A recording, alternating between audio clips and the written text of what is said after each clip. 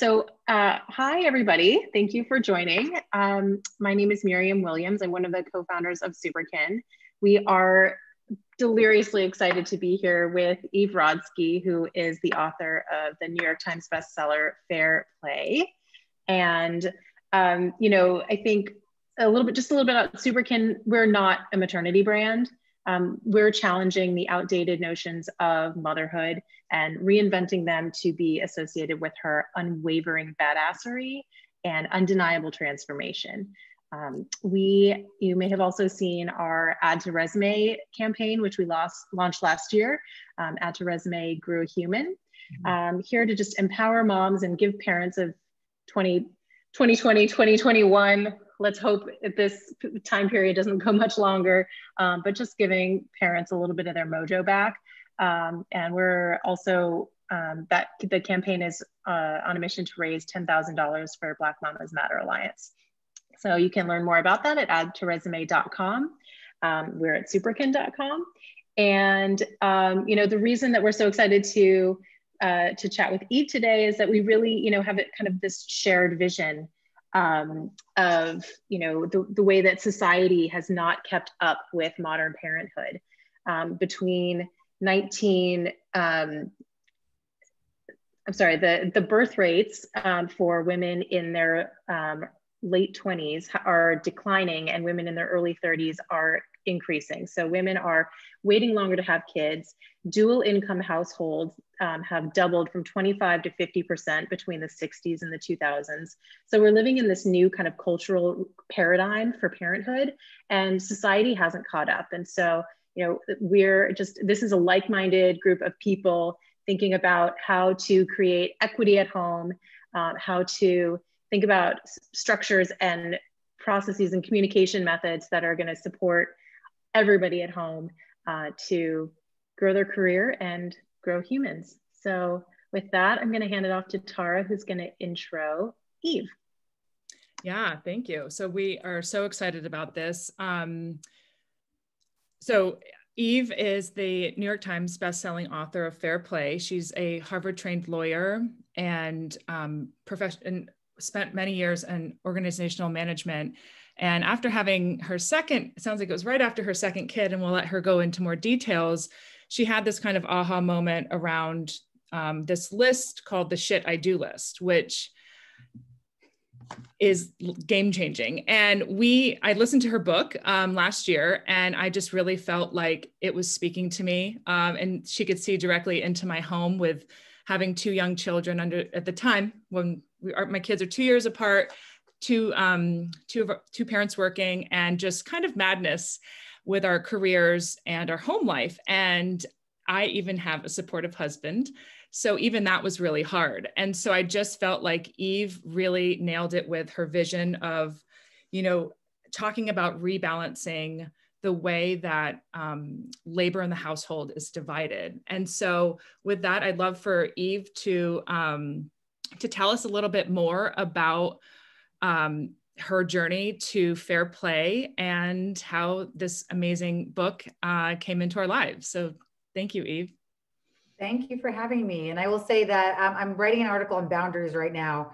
So if there's any weird place you've taken a Zoom, Miriam, you can decide who the winner is. But if you can put in the weirdest place you've taken a Zoom call and give me that data, the winner will give them a signed book and signed copy of the card. So if anybody wants to weigh in on the chat on the weirdest place you've taken a Zoom. So far, the one I've gotten is on the operating table passing kidney stones. So.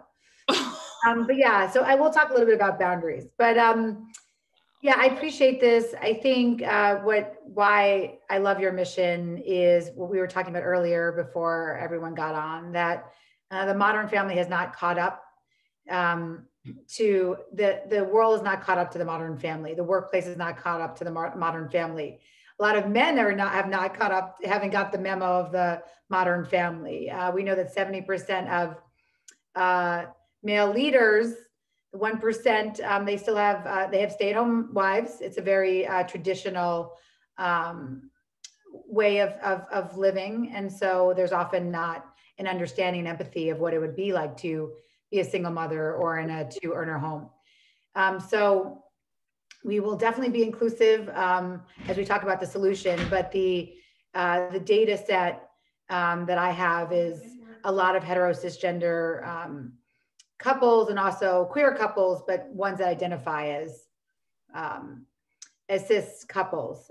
So we're still looking and trying to get to more trans and non-binary families. So I just want to give that up front as we talk about the modern family. But for me, I did not set out to be an expert on the gender division of labor.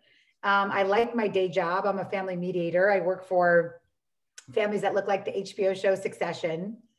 And yes, you should feel bad for me because it's a really crazy, it's a hard job. And I could definitely be an advisor in writing some of those plot lines. But what I do for those families around their family businesses and their family foundations is I bring some semblance of grace and humor and generosity through family value-based systems. That's what I do as a lawyer, and mediation. So that's my day job. But I came to this work because of a text my husband sent me, as you saw in Fair Play. Thank you, Tara, for listening to it. But, it was a text 9 years ago at this point. It was 2011.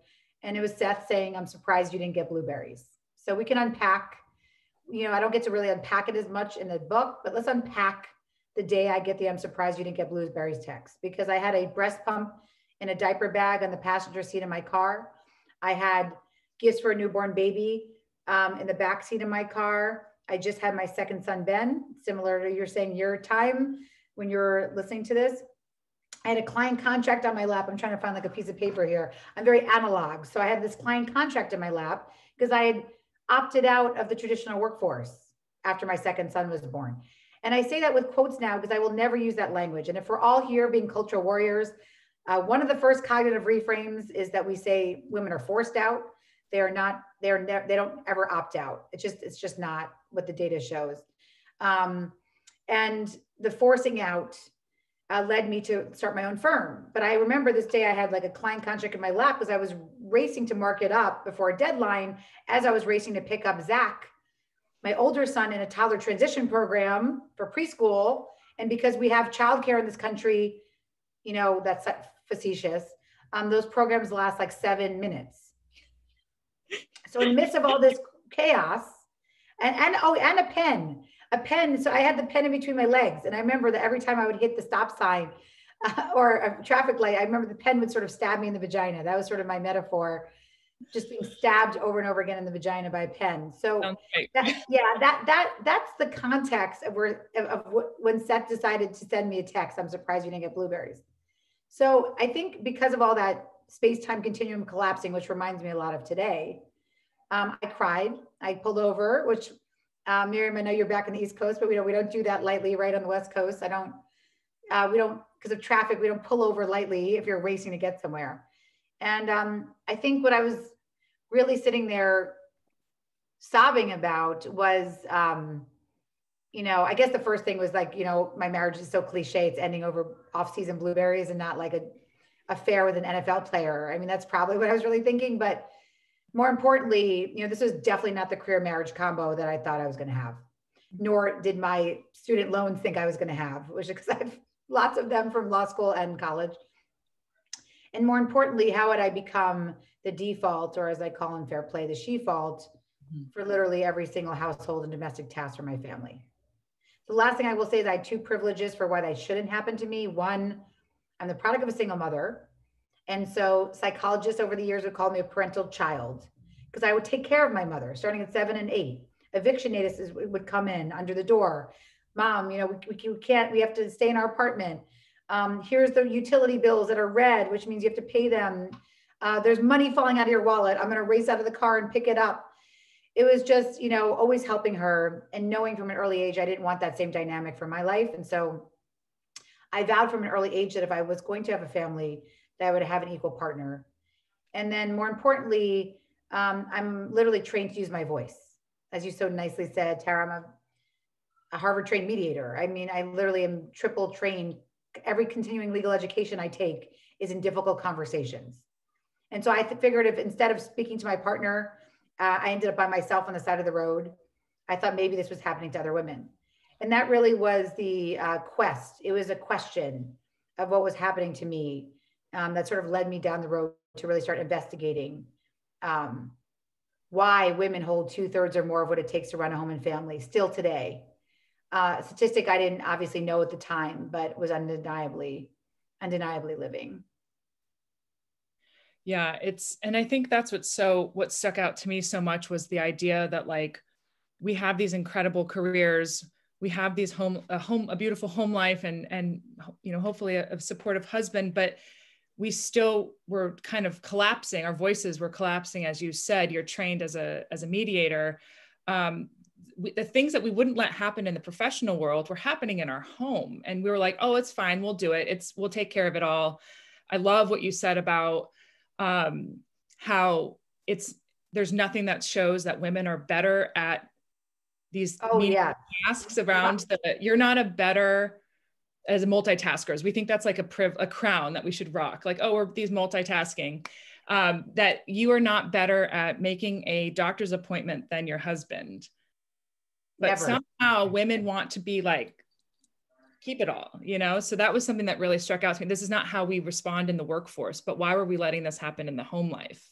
Well, yeah, I think that's such a great question. And I think becoming more woke to this, right? This is, we're asking people in 45 minutes, I'm dumping 9 years of awakening, right? So we'll call this 101, but we'll come back and we'll do this again. So thank you for being here in the Gender Division of Labor 101, right?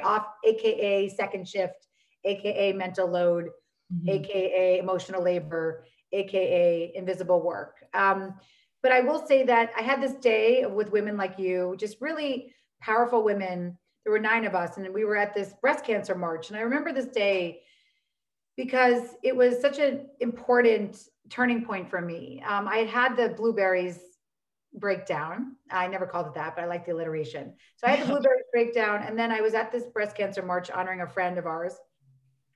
And I had with me, you know, an Oscar-winning producer. I had the head of stroke and trauma at Cedars-Sinai, like just really powerful women.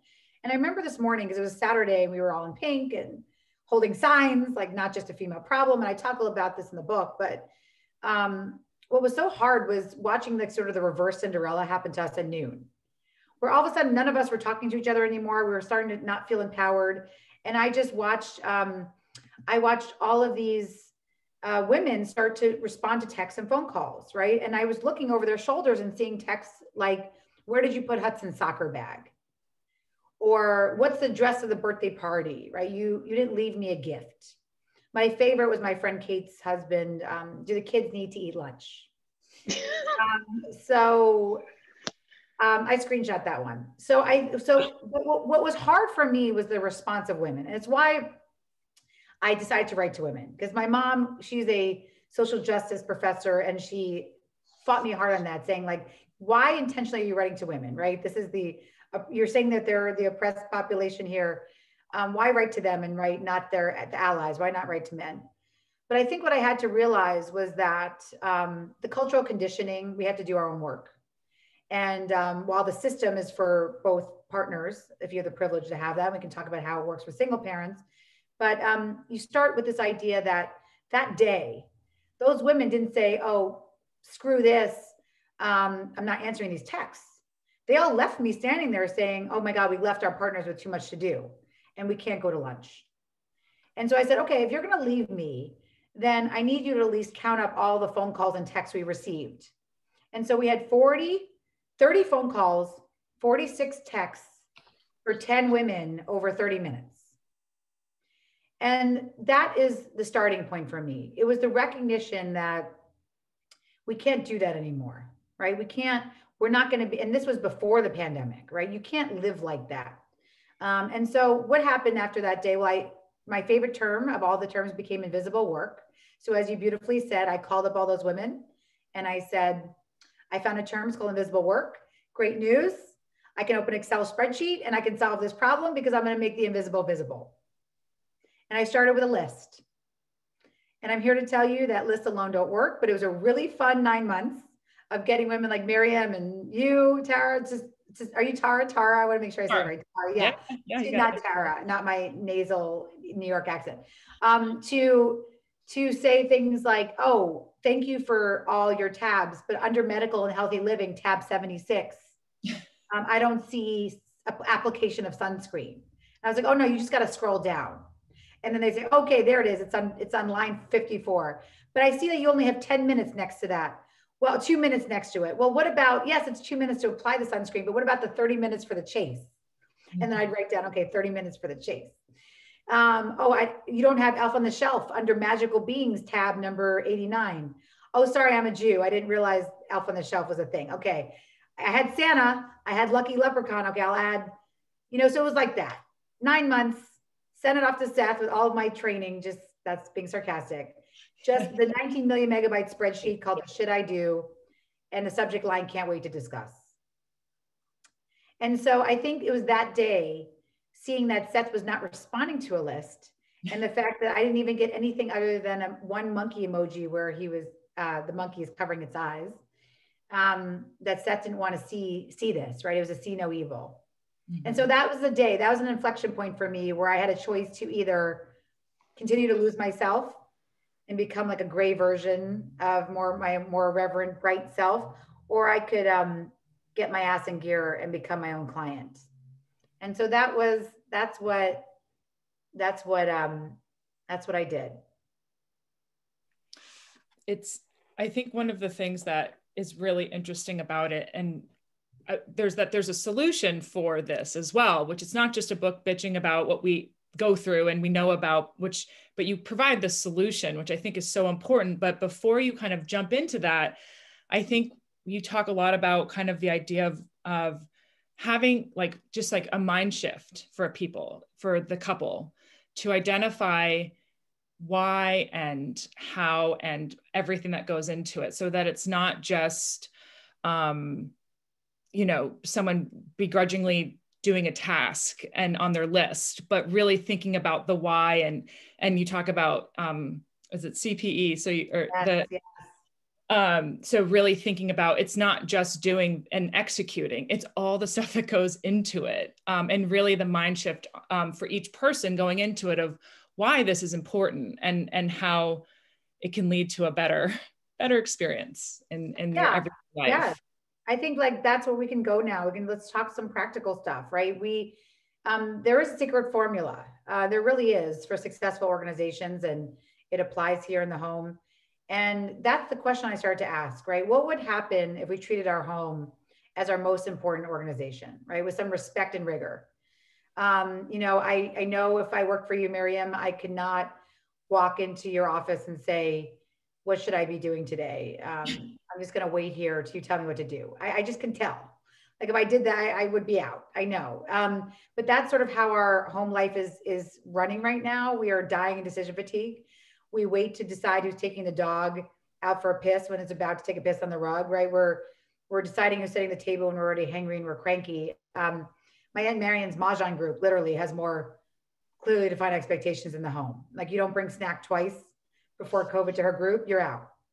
So why is it that we don't bring any respect and rigor to our homes? It made no sense to me. And so I remember looking for organizational management systems for the home, and I kept coming up on Marie Kondo. And I was like, yes, I want to organize my junk drawer, but it's more important for me to do long-term planning so I can reinvent myself, stay in the workforce, do all the things I want to do. So I had to start from scratch. And I started with mustard, because mustard was the best question, because it's a global question. Because actually people, you'd be surprised, like Singapore, Hong Kong, India, like a lot of the places I was surprised by had mustard, but if not, I could use another condiment.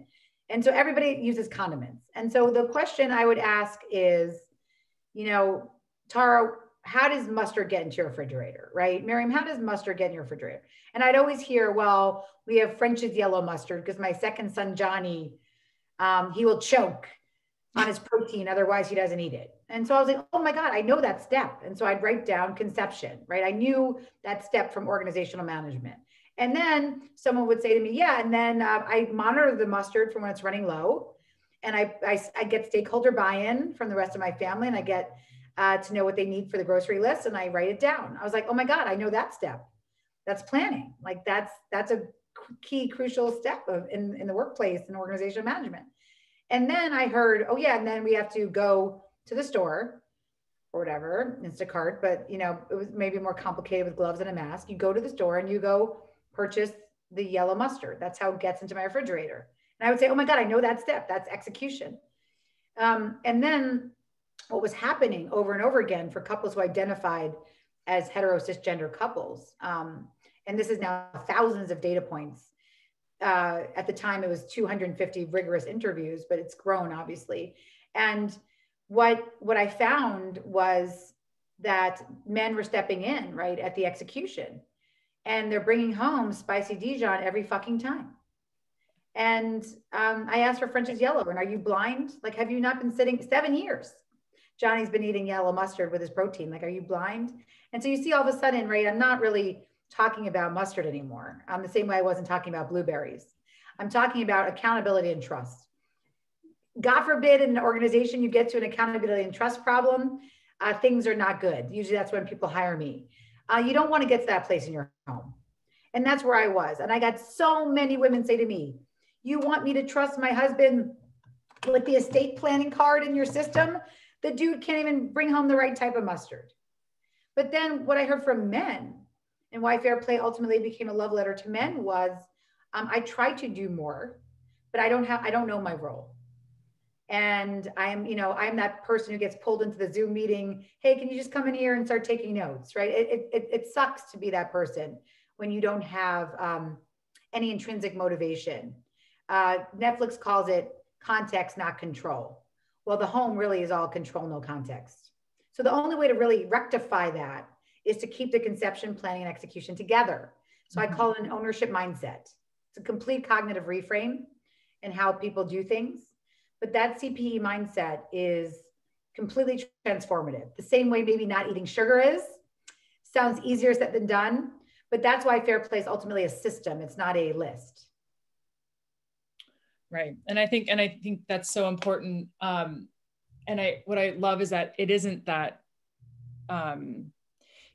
this male bashing concept. It really is reframing it for both people, because we both have things to work on in order to run that ship smoothly. Absolutely. And there's a lot of beauty in customizing your defaults. And it doesn't mean that anybody should have the watching card forever, right? I mean, I can watch maybe my toddler for 1 hour before I need to redeal that card, because it's really hard for me to watch toddlers. I like my children starting around 5, but earlier than that, it's just counting the days down till they get a little bit older. And so but who's watching Anna on the weekends, right? How does that happen? How do I get a boundary, a permission to be unavailable? And so I think while the system is really important, when I was saying to you about the secret formula before, there's actually 2 overlays to the ownership mindset. And that is the idea of a boundary and the idea of how you communicate about these issues. Mm-hmm. And unfortunately, if you think of a system without boundaries and communication, then systems don't work. And so that's why that's the trifecta. The boundary that I ask all of you on the call, and I'll ask you this, Tara and Miriam, do you believe that you have a permission to be unavailable from your roles as a partner, a parent, and a professional? I cry when I go on chats, and I'll go on, say, a chat, and maybe there'll be like 600 people on there, and I'll just see no coming in. And it's really hard to see that we, especially as women, we really have this idea that we have to be available all the time. And we see it in the COVID numbers, because our interruption gap now is 3 minutes and 42 seconds. And so if you believe that the uninterrupted attention for something you love is a key to happiness, I talk about that in the book as what I call unicorn space, the permission to be you. Then before you even think about a system, we have to think about how do we reclaim that permission to be unavailable. Yeah, my sense is that more so in the pandemic, and of course we for most of the second half of the year, we had daycare for our son, thank goodness, because I, like you, like my kid some hours of the day, but want to focus on things that I'm passionate about the rest of the day. If you fill up your bucket, yes, exactly. Yeah, absolutely. Gotta fill my bucket. But we've been without childcare effectively for a month. And so it is this idea of being constantly either on, or the constant snacks, or and it just eats away at your will to live. And so by the end of it, it's like, what even happened today, right? I mean, so I think in some ways, I would imagine that the pandemic has amplified some of the need for creating, an agreement and boundaries, so that everybody feels whole, or feels a little more. Yes. I mean, there's some days where even with our agreements, right, in fair play, Sunday nights, I will just start crying about just how hard the weekend was. I just will sit there. I just go into, I'll maybe the pantry, because I'll add emotional eating along with that, and just start crying and be like, this is so, raising family during a pandemic is really, really, really hard. And I think understanding that, and so for me, it really starts with what Tara was saying earlier, that the system, again, this is 101, right? That ownership mindset is the key, and it really does work. And we can talk about more practically how we start communicating in an ownership mindset. But if you don't believe that your time is as valuable as your partner's, everything goes to shit. And that was the main finding of fair play. It was this recognition that as a society, and again, this is not just attacking individual men. I love my husband and I wanted to stay married. That's also why the Eat, Pray, Love narrative, even though I love Untamed and Eat, Pray, Love didn't work for me, because I didn't want to blow up my life. I actually wanted to stay with my partner, but not like this.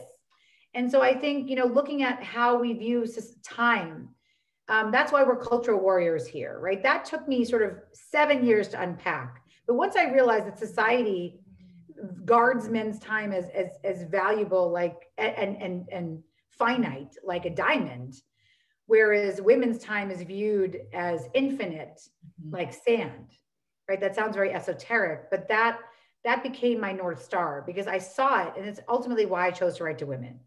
Because we know that women's hours are not as valuable as men's hours. And if you're a woman of color, the data is worse. In the workplace, we're not paid the same for the same hour.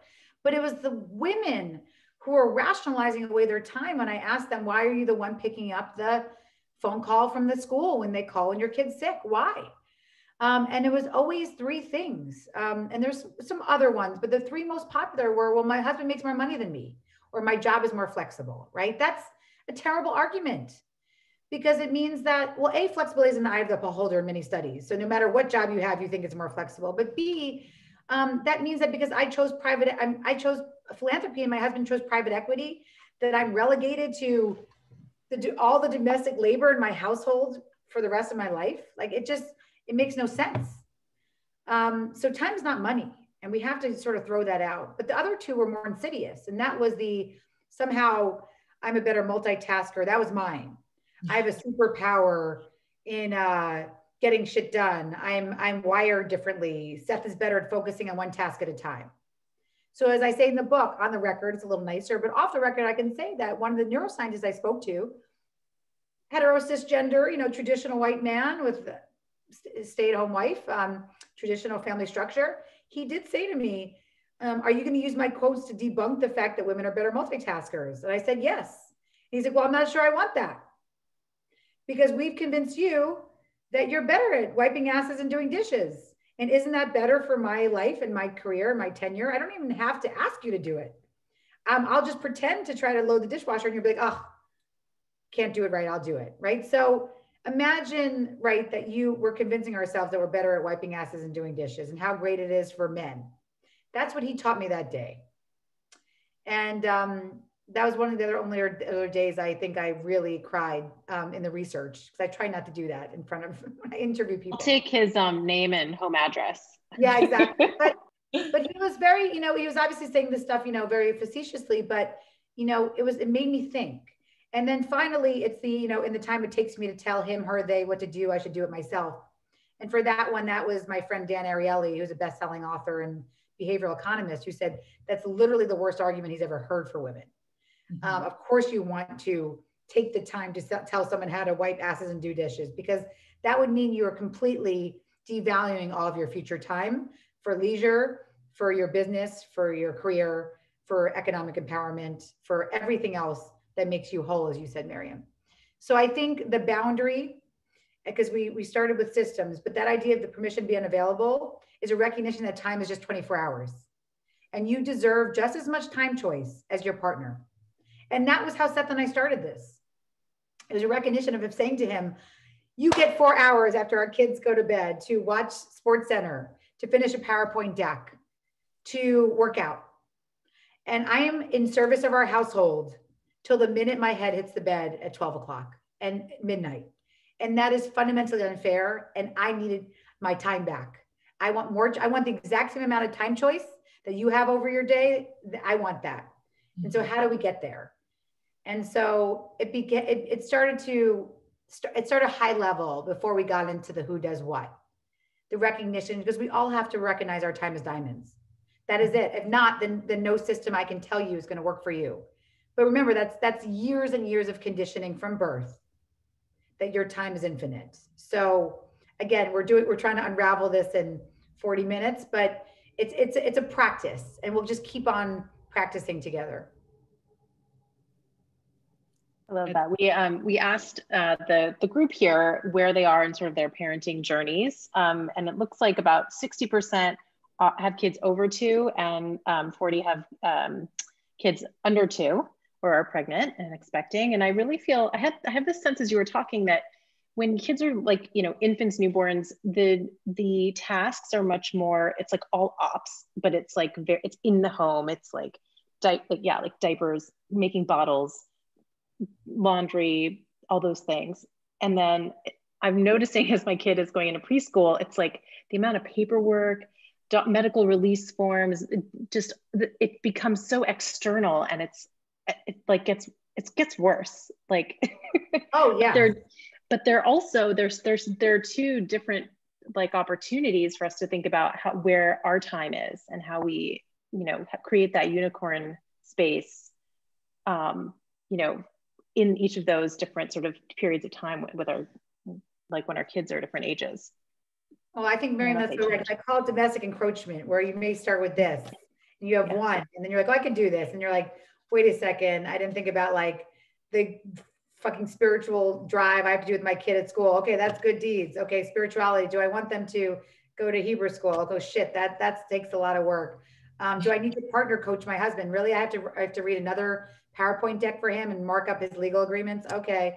Middle of the night comfort. How many times am I waking up in the middle of the night? Oh, marriage and romance. I'm supposed to actually care about that. Yeah, I guess so. Magical beings. Who the hell is a tooth fairy? Oh, informal education. Somebody has to teach my child how to ride a bike. Oh, holidays. Shit. Someone has to plan. I'm twitching over here. Discipline and screen time. Oh yeah, somebody has to think about that. Oh, birthday celebration. Someone has to plan a birthday. Oh, pregnancy. Do we want a home renovation? And it just kept on going and going and going. But that's why when you see it, right? My favorite quote is Peter Drucker. He says, you can't measure what you can't manage. And I say that in the early part of Fair Play. So the point is, once you can start seeing it, you don't treat it like a list. And because I tried to do that and just say to Seth, just take fucking something off my plate. It doesn't work like that. It works with, unfortunately, the most important piece of this, we did boundaries and we did systems, is communication.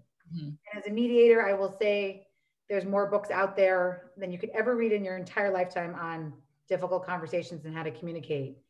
But what I will say to you is that investing in your communication, the same way you're investing in maybe toilet paper and hand sanitizer and your exercise and meditation, is the most important thing you're ever going to do in your life. And I mean that between business partners, because I do a lot of family business work with closely held businesses. And I mean that with your partner, that idea of investing in your communication and treating it as a practice. Nobody in my data set ever, when I said, what is your most important practice, said communication. And of course it's a trick question, but I was surprised. Not even one person got to the fact that I was not looking for exercise or meditation or something like that. So I think that's the last piece, is that so many people are afraid to bring up these conversations because they say they're too triggering. But the last thing I will say is that we are already communicating about domestic life. This woman, and I love to stalk forums. There's a forum called The Reasons I Hate My Husband and Kids During COVID. It's out of the UK. And this woman posts this awesome post, you know, if my husband dies during COVID, it won't be because of the disease. It'll be because of me. I was like, ooh. So I DM her and I said, you know, I'm a researcher. I'd love to know how you communicate about domestic life. And she writes back, oh, this is my safe space. I don't talk to my partner about domestic life. So I was like, oh, okay. Publicly threatening to murder your partner in a 27,000 member public forum is your safe space. So I just want us to reflect on that, because I think that's what we're all doing. That we are thinking that we're not having these conversations. But I promise you, I'll go on your Nest Cam tonight, Tara, and I'll see 5 ways you've communicated about domestic life. I won't even need your sound to be on. And so once we recognize with our partners that we're asking for a communication shift, not a start, I found so many more couples willing to start living, you know, in this ownership mindset in the fair play system. Yeah, we are your guinea pigs over here in Sausalito. My husband we've got our cards. Yeah. We're going to find the time to do it, which will be soon. And I think it is. I think it really is just that mindset shift for acknowledging that in the communication. Because I know it's tough. And so many times, you know, I feel like I do know that I can take time for myself with my unicorn space, but if it's a time, it's at 1 o'clock in the afternoon, at 12:59, I'm like cursing out the door, trying to just go somewhere. I mean, we're in a pandemic and I'm like swearing. Well, like I said, I sometimes will be in a child's pose, not because I know how to do yoga, but because I'm just literally crying on the floor. Yeah. And I think about, you know, and that's why like a lot of what I'm doing now for this year is similar, and we're so aligned because, you know, thinking about the policies, right? Centering women of color, centering single mothers, to say that we have to believe and care. We have to believe that holding our child's hand in the pediatrician's office is just as valuable as an hour in the boardroom. And that's why I love your campaign, because if you want to normalize and be proud of your care work, and recognize that it doesn't have to be hidden, it's not private. And so the more that we can recognize that this is a public issue, care is just as important, as my friend Ai-jen Poo says, as roads. It is our infrastructure for how we build actually a modern society. And no longer can we build the backs of society on the unpaid labor of women. It's just completely unsustainable. And so normalizing care, normalizing the motherhood, it'll ultimately get us to the things I care about, which are fair pay, fair play, and fair day. And fair play, as you know, is getting men more involved in the home. Fair day is predictability and flexibility for workers, including mothers. And fair pay is making sure that we all know that the #1 most vile, insidious discrimination against women is the discrimination against motherhood. Preach. That we're going to join your presidential campaign. I mean, like, sign me up. We think that everything that you just said was amazing, and actually feel like that is such a wonderful way to end this awesome conversation. I want to be respectful of everybody's time, especially your time. And we thank you so much. We hope that everybody listening enjoyed this. I know there's somebody wrote, this is the best laugh I've had. Yeah, we agree. And I don't know if you saw that, Eve. MK wrote, "You're hilarious." No, I didn't see that. The most she's laughed since the pandemic started. Oh, thank you. Thank you. This is why I was screaming in the Trader Joe's listening to your book, like, oh my God. So I'm glad that, thank you so much again, Eve. Can I just say the gender division of labor is dry as hell. So like I said, if we're not, we have to add some humor here, because otherwise we're going to stay in the academic channels. And I love those channels, but no, and that's why I love your campaign too, right? It is irreverent and humorous and important, and like that sweet spot is how you do culture change. So thank you for being cultural warriors to Miriam and Tara. And like I said, this is a 101 primer, so I'm sure we'll hopefully get to do things together in the future. We'd love that. There's so much more to unpack here. So remember, it's a practice. Yeah. Like I said, you know, it's a practice. Right. If you go back to the table every day, just like eating no sugar, you may eat 17 donuts today, like I actually did on Sunday, but I will go the next day to try to eat maybe 2 donuts.